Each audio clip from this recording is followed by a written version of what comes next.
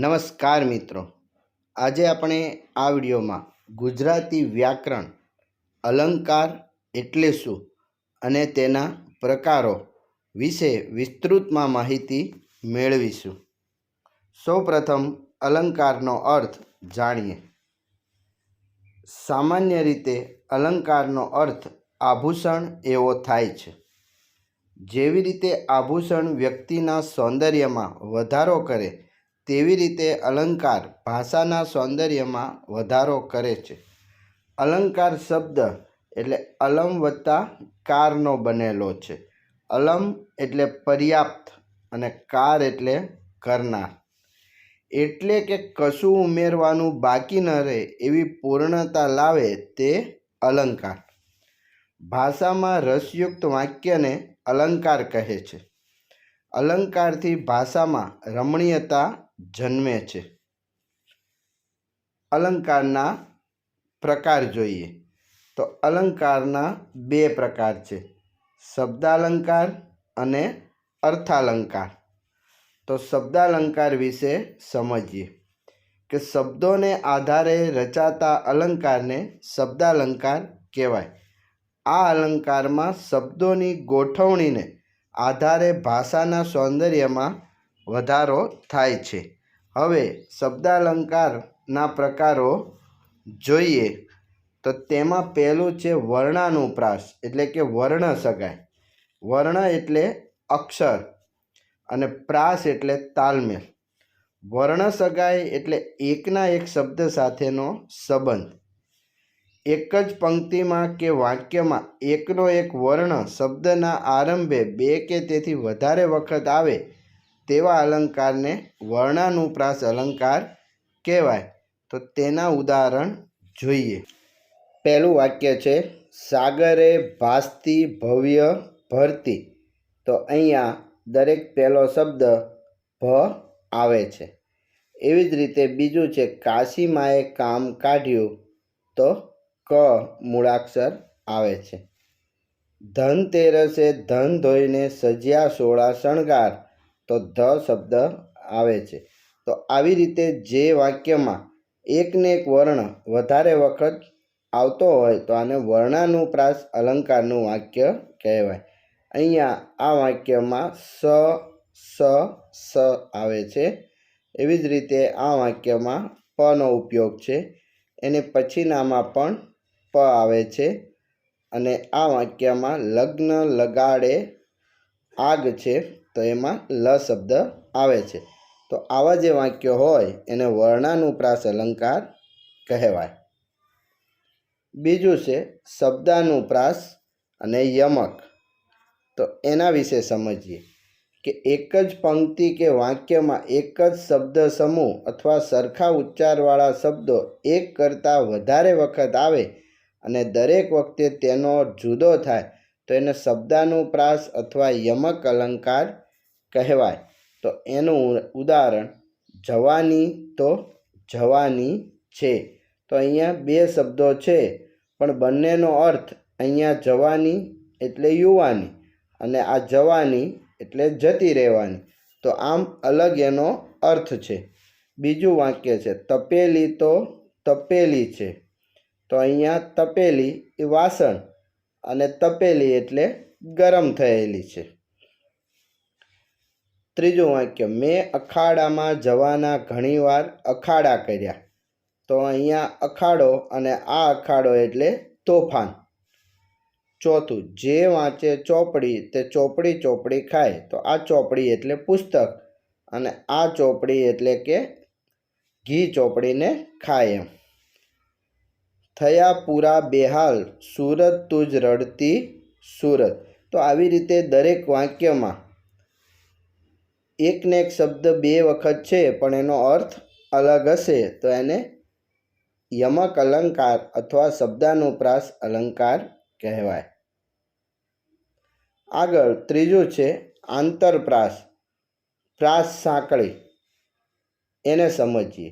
જ્યારે પ્રથમ ચરણના છેલ્લા શબ્દો અને બીજા ચરણના પહેલા શબ્દ વચ્ચે પ્રાસ રચાય તેને આંતરપ્રાસ અથવા પ્રાસ સાંકળી અલંકાર કહેવાય. તો એ પહેલું વાક્ય છે વિદ્યા ભણ્યો જે એનો છેલ્લો શબ્દ છે જે, અને બીજા વાક્યમાં તેહ ઘર વૈભવ રૂડો, તો અહીં જે અને તેહ વચ્ચે પ્રાસ રચાય છે, તો આને આંતરપ્રાસ અથવા પ્રાસ સાંકળી કહીશું. એવી જ રીતે મહેતાજી નિશાએ આવ્યા અને લાવ્યા પ્રસાદનો કર્યો ઓચ.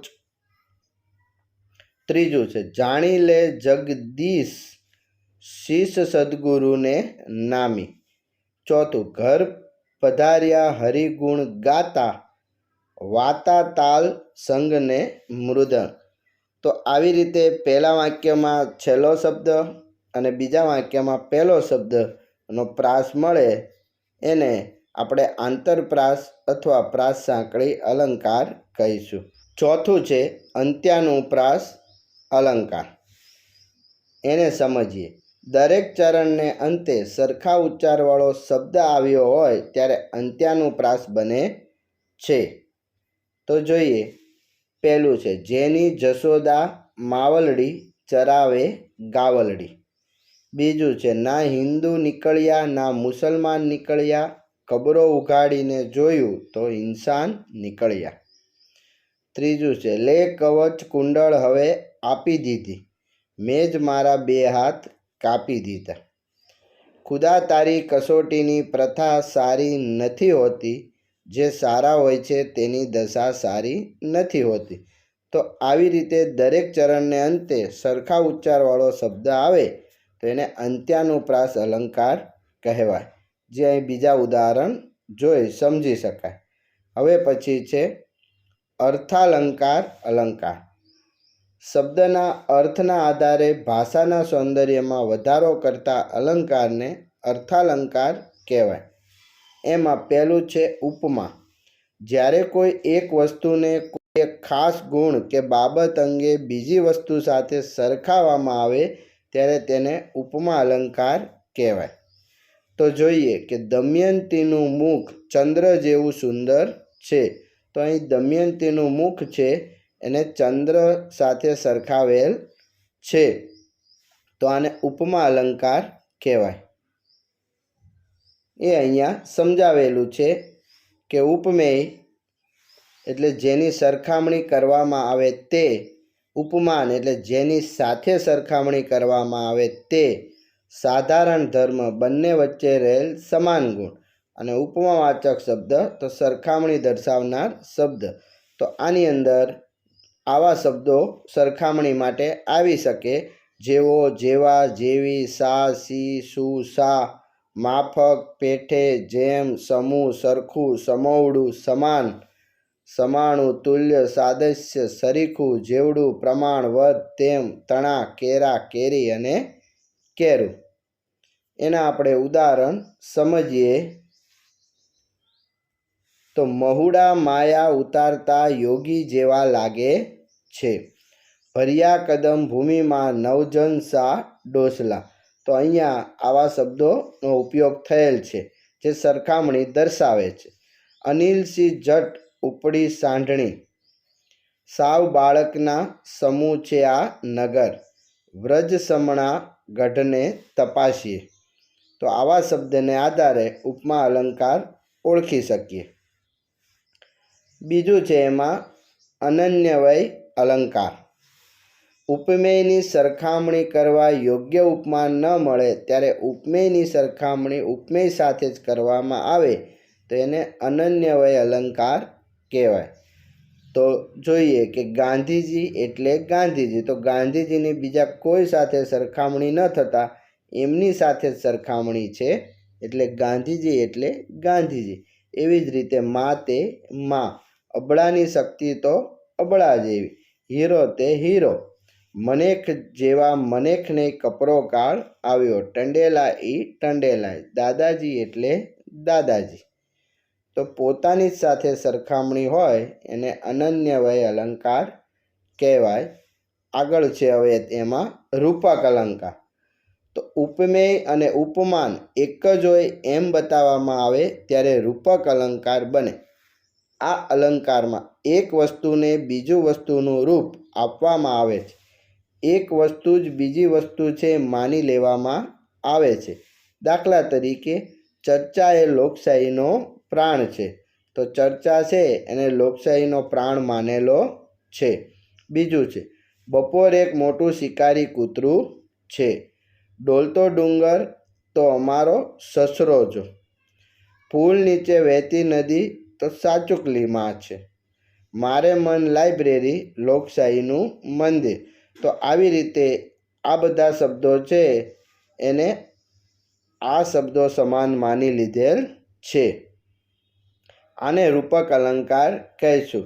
બીજા ઉદાહરણો પણ અહીંયા વાંચી અને સમજી શકાય. હવે છે વ્યતિરેક અલંકાર. તો ઉપમેયને ઉપમાન કરતાં શ્રેષ્ઠ બતાવવામાં આવે ત્યારે તેને વ્યતિરેક અલંકાર કહે છે. તો જોઈએ ઉદાહરણ. શિક્ષક એટલે બાપ કરતાં પણ વિશિષ્ટ.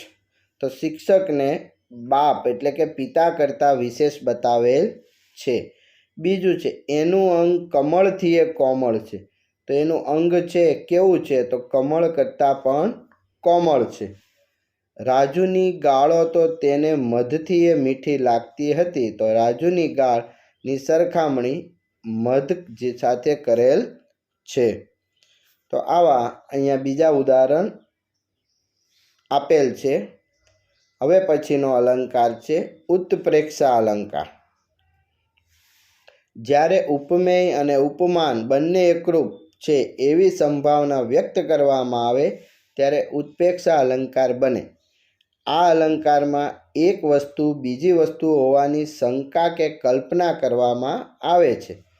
આ અલંકારમાં જાણે, રખે, શકે, ભણે, લાગે, દિશે જેવા શબ્દોનો ઉપયોગ થાય છે. જોઈએ આપણે. સાવજ ગરજે, જાણે કો જોગંદર ગરજે. તો સાવજ છે તો એની શંકા શેના સાથે છે? કે જોગંદર સાથે. એવી જ રીતે દેવોના ધામ જેવું હૈયું જાણે હિમાલય. તો દેવોનું ધામ છે એને હિમાલય સાથે સરખામણી. તો અહીં બીજા ઉદાહરણ પણ આપેલ છે. હવે છે વ્યાજ સ્તુતિ અલંકાર. જ્યારે દેખીતી રીતે નિંદાના બાના હેઠળ કોઈની પ્રશંસા થઈ હોય અને પ્રશંસા બાના હેઠળ કોઈની નિંદા થાય તો તેને વ્યાજ સ્તુતિ અલંકાર કહેવાય. એટલે કે પ્રશંસાના નામે નિંદા અને નિંદાના નામે પ્રશંસા. તો ઉદાહરણ જોઈએ કે વાહ પહેલવાન પાપડ તોડી નાખ્યો. તો પહેલવાન છે પણ એને કામ શું કર્યું? તો પાપડ તોડ્યો. તો એ નાની વસ્તુ છે એટલે એની નિંદા થઈ.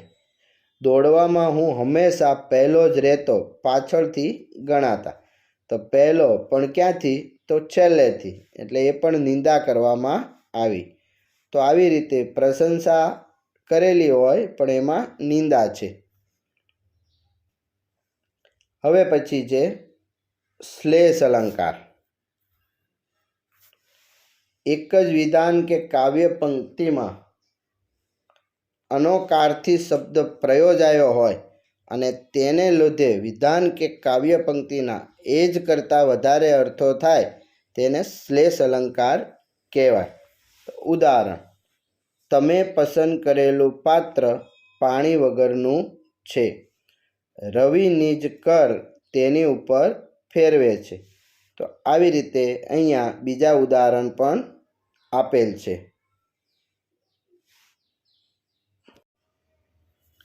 હવે પછી છે સજીવારોપણ અલંકાર. એને સમજીએ. નિર્જીવ અંદર સજીવનું આરોપણ કરવામાં આવે તો તેને સજીવારોપણ અલંકાર કહેવાય. તો દાખલા તરીકે પથ્થર થરથર ધ્રુજે. તો પથ્થર નિર્જીવ છે તો એ ધ્રુજે છે, ધ્રુજારી, એટલે એમાં સજીવનું આરોપણ કરવામાં આવ્યું. તો આને સજીવારોપણ અલંકાર કહેવાય. બીજું ઉદાહરણ સમજીએ. ગગને સૂરજ ઝોકા ખાતો, આભ તણી આંખો ઘેરાય. તો ગગનમાં સૂરજ છે એ નિર્જીવ છે તો ઝોકા ખાય છે તો સજીવારોપણ કર્યું. એવી જ રીતે આભ તણી આંખો ઘેરાય. તો આભની આંખો ઘેરાય. તો આવી રીતે અહીંયા બીજા બધા પણ ઉદાહરણ આપેલ છે, જેમાં નિર્જીવમાં સજીવારોપણ કરેલ છે. હવે પછીનો અલંકાર છે અતિશયોક્તિ અલંકાર. જ્યારે કોઈ હકીકતને વધારીને કહેવામાં આવે ત્યારે અતિશયોક્તિ અલંકાર બને. આ અલંકારમાં ઉપમેય ઉપમાનમાં સમય જાય છે. દાખલા તરીકે, પડતા પહેલાં જ તેના પ્રાણ નીકળી ગયા. તેના ધનુષ્ટંકાની સાથે શત્રુઓ મરવા લાગ્યા. રે સૂર્યમાં માછલી તરી રહી. તો આવી રીતે આમાં હકીકતને વધારીને કહેવામાં આવી છે, એટલે કે અતિશયોક્તિ છે, એટલે એને અતિશયોક્તિ અલંકાર કહેવાય. આભાર મિત્રો. હવે પછીના વિડીયોમાં મળીશું.